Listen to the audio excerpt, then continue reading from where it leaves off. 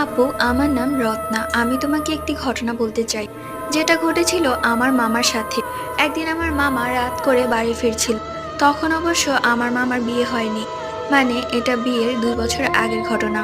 তো আমাদের নানুর বাড়িতে একটা বড় বড়ই গাছ আছে। সেই বড়ই গাছে নাকি জিন আছে, লোকমুখে বলে এই আর কি। তো আমার মামা অত একটা পাত্তা দিত না, তাই আমার মামা রাত করে সেই বড়ই গাছের পাশ দিয়ে বাড়ি ফিরছিল।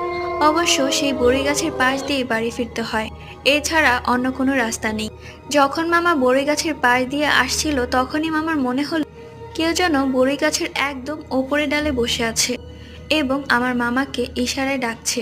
আমার মা ওপরে তাকিয়ে একটা ছোট্ট পিচ্চি বাচ্চার মতো দেখে, যেটা ছিল ধপধপে সাদা এবং জলজল করছিল। মামাকে দেখে একটা ভয়ানক হাসি দিয়েছে।